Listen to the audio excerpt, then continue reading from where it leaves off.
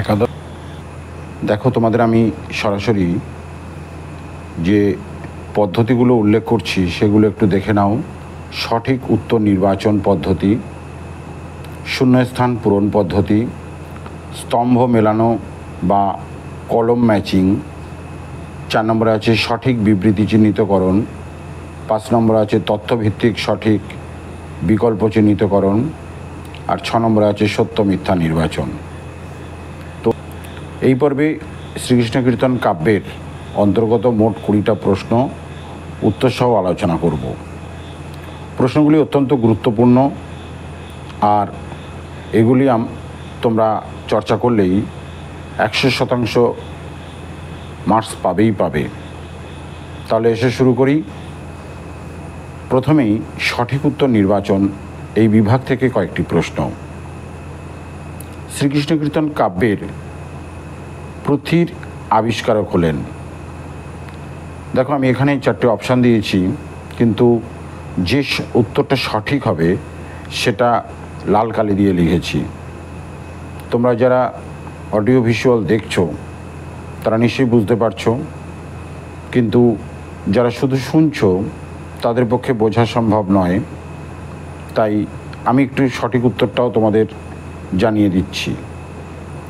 Question করেছি শ্রীকৃষ্ণ কীর্তন কাব্যের পুঁথি আবিষ্কারককে। Option A Haraprasad Shastri, B Debendranath Mukhopadhyay, C Krittibas Ojha, D Basantaranjan Roy Bidyut Ballabh. উত্তর option D Basantaranjan Roy Bidyut Ballabh. 2 number question, Shrikrishna Kirtan কাব্যের খণ্ড সংখ্যা। A 7, B 11, C 13, D 10। বুঝতেই পারছো, অপশান সি 13।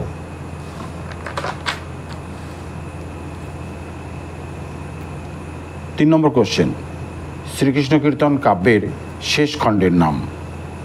এ রাধা বিরহ, বি তাম্বুল খণ্ড, সি বৃন্দাবন খণ্ড, ডি বংশী খণ্ড। উত্তর এ রাধা বিরহ। 4 নম্বর কোশ্চেন, শ্রীকৃষ্ণ কীর্তন প্রকাশিত হয়। এ 1907 খ্রিস্টাব্দে বঙ্গীয় সাহিত্য পরিষদ থেকে, বি 1916 খ্রিস্টাব্দে বঙ্গীয় সাহিত্য পরিষদ থেকে, সি 1909 খ্রিস্টাব্দে বঙ্গীয় সাহিত্য পরিষদ থেকে, ডি 1910 খ্রিস্টাব্দে বঙ্গীয় সাহিত্য পরিষদ থেকে। উত্তর সঠিক হচ্ছে এখানে বি অপশান, 1916 খ্রিস্টাব্দে বঙ্গীয় সাহিত্য পরিষদ থেকে। এটা এক ধরনের প্রশ্ন গেল। এরপরে আসছে শূন্যস্থান পূরণ। 5 নম্বর কোশ্চেন, শ্রীকৃষ্ণ কীর্তনের পুঁথি আবিষ্কৃত হয় ড্যাশ জেলার কাকিল্লা গ্রাম থেকে। এই শূন্যস্থানে কি হবে সেটা বসাতে হবে। এখানে 4টে অপশান দেওয়া রয়েছে, অর্থাৎ এ মেদিনীপুর জেলা, বি কোচবিহার জেলা, সি নদিয়া জেলা, ডি বাঁকুড়া জেলা। উত্তর সঠিক হচ্ছে বাঁকুড়া জেলা। 6 নম্বর, বাংলা সাহিত্যের ইতিহাসে ত্রয়োদশ ও চতুর্দশ শতাব্দী ড্যাশ যুগ। এ সুবর্ণ যুগ, বি বন্ধ্যা যুগ, সি অন্ধকারময় যুগ, ডি আলোকময় যুগ। অবশ্যই উত্তর সি অন্ধকারময় যুগ। নেক্সট কোশ্চেন 7 নম্বর, শ্রীকৃষ্ণ কীর্তন কাব্যে জয়দেবের ড্যাশ কাব্যের প্রভাব লক্ষ্য করা যায়। এ কৃষ্ণগীতি, বি গীত গোবিন্দ, সি কৃষ্ণ মঙ্গল, ডি কৃষ্ণ বিজয়। সঠিক উত্তর বি গীত গোবিন্দ। 8 নম্বর, শ্রীকৃষ্ণ কীর্তন কাব্যটি কার লেখা। A Brindaban Das, B Jayananda Sen, C Dwijachandi Das, D Baruchandi Das. উত্তর ডি বড়ুচণ্ডী দাস। 9 নম্বর, হিন্দু রাজা দনুজমর্দনের পুত্র যদু ড্যাশ নাম গ্রহণ করে সিংহাসনে বসেন। এ Gunraj Khan, B Nripati Tilak, C Ilias Shah, D Jalaluddin. উত্তর ডি জালালউদ্দিন। এরপরে আসি স্তম্ভ মেলানো। দেখো, দেখতেই পাচ্ছ স্তম্ভ ক বাঁ দিকে, স্তম্ভ খ ডান দিকে।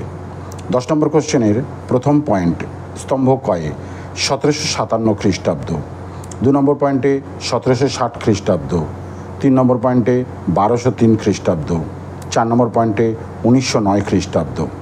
স্তম্ভ ক্ষয়ের দিকে দেখো, এ ইখতিয়ার উদ্দিন মোহাম্মদ বিন বখতিয়ার খিলজি নবদ্বীপ জয় করেন, বি পলাশির যুদ্ধ, সি শ্রীকৃষ্ণ কীর্তন আবিষ্কার, ডি ভারতচন্দ্রের মৃত্যু। এবারে দেখো বিকল্প উত্তরসমূহ। একে এ অর্থাৎ 1757 খ্রিস্টাব্দ, তার সঙ্গে কি ম্যাচ করছে? ইখতিয়ার উদ্দিন মোহাম্মদ বিন বখতিয়ার খিলজির নবদ্বীপ জয় করা। 2 বি অর্থাৎ 1760 খ্রিস্টাব্দে পলাশির যুদ্ধ কি হয়েছিল। 3 নম্বর সি 1203 খ্রিস্টাব্দে শ্রীকৃষ্ণ কীর্তন আবিষ্কার হয়েছিল। 4 নম্বর 1909 খ্রিস্টাব্দে, ডি ভারতচন্দ্রের মৃত্যু। 4 নম্বরে ডি ভারতচন্দ্রের মৃত্যু দেওয়া আছে।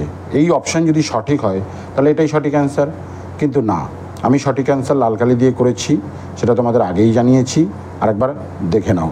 সঠিক অ্যান্সার এখানে বি, একের বি অর্থাৎ 1 1757, বি পলাশির যুদ্ধ। 1757 খ্রিস্টাব্দে পলাশির যুদ্ধ হয়। 2 ডি অর্থাৎ 1760 খ্রিস্টাব্দ, এখানে ভারতচন্দ্রের মৃত্যু।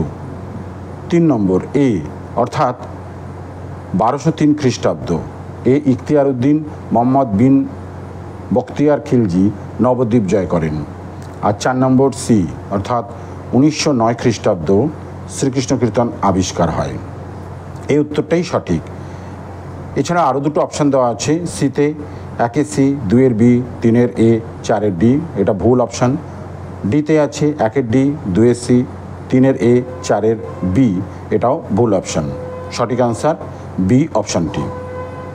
এরপরে সঠিক বিবৃতি সম্পর্ক। এই বিবৃতি সম্পর্কের কোশ্চেনটিতে বিবৃতিটি আমি পরের পাতায় যাচ্ছি। দেখো এখানে বিবৃতিতে দেওয়া হয়েছে 1 নম্বর শ্রীকৃষ্ণ কীর্তন কাব্যের প্রাপ্ত পুঁথিটিতে প্রথম ও শেষের দিকে কিছু পৃষ্ঠা ছিল না। আর কারণ হিসাবে 2 নম্বরে বলা হচ্ছে শ্রীকৃষ্ণ কীর্তন কাব্যের গ্রন্থ নাম ও রচয়িতার নাম নিয়ে সমস্যা দেখা যায়। এবার চলে আসি বিকল্প সমূহ। এ বিবৃতি 1 সঠিক কিন্তু বিবৃতি 2 ভুল। অপশন বি বিবৃতি 2 সঠিক কিন্তু বিবৃতি 1 ভুল। অপশন সি বিবৃতি 1 ও বিবৃতি 2 সঠিক এবং বিবৃতি 1 ও বিবৃতি 2 পরস্পর সম্পর্কযুক্ত। অপশন ডি বিবৃতি 1 ও বিবৃতি 2 সঠিক এবং বিবৃতি 1 ও বিবৃতি 2 পরস্পর সম্পর্কযুক্ত নয়। তাহলে সঠিক অ্যান্সার হবে ডি অর্থাৎ বিবৃতি 1 ও বিবৃতি 2 সঠিক এবং বিবৃতি 1 ও বিবৃতি 2 পরস্পর সম্পর্কযুক্ত নয়। চলে আসি কোশ্চেন নাম্বার 12। বিবৃতি 1 ত্রয়োদশ-চতুর্দশ শতাব্দীতে কোনো সাহিত্য কীর্তির নিদর্শন পাওয়া যায়নি, কারণ 2 ত্রয়োদশ-চতুর্দশ শতাব্দীতে সমাজ হত্যা, অশান্তি, অরাজকতায় ভরে গিয়েছিল। বিকল্পসমূহ।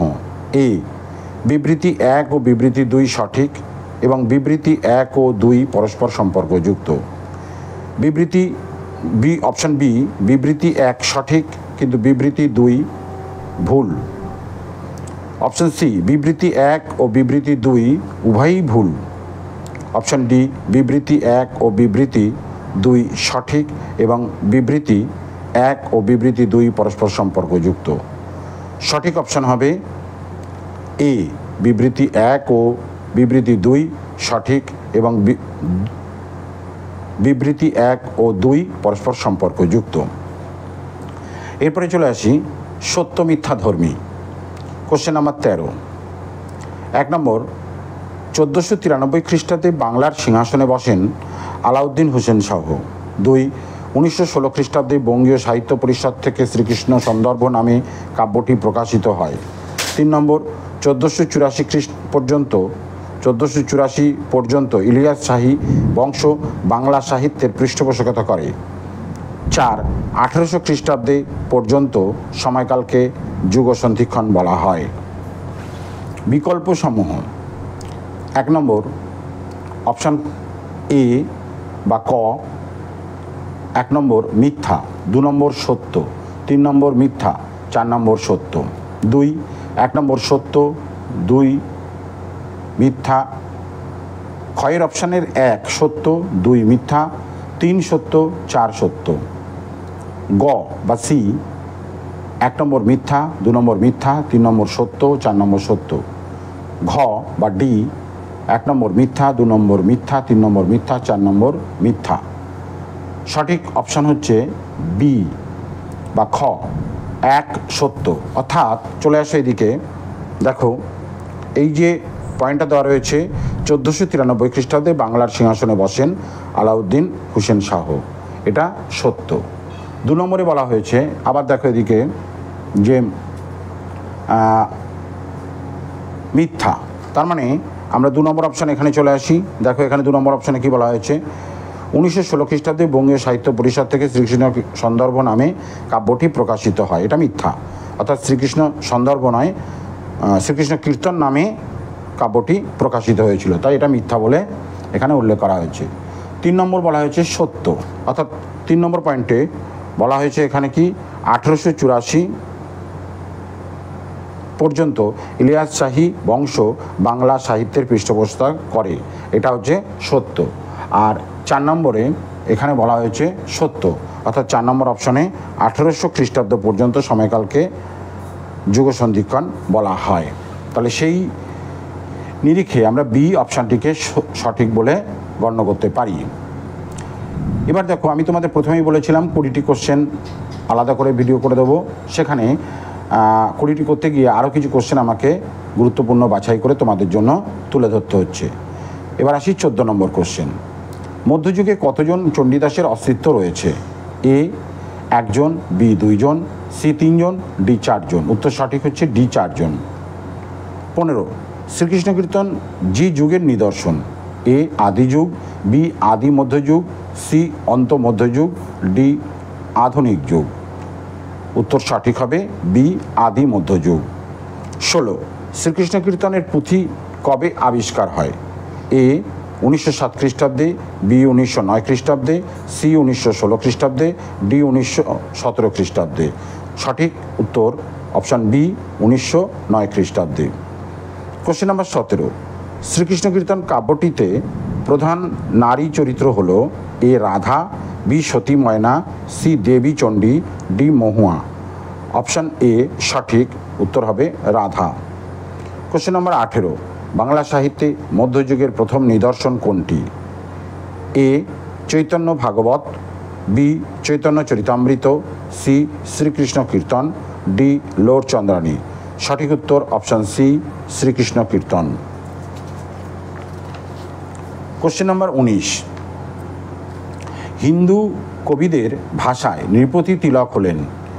Option A Hossain Shah, B Danuj Mardan Dev, C Ilias Shah এবং ডি জালালউদ্দিন। সঠিক অপশান হচ্ছে এ হোসেন শাহ।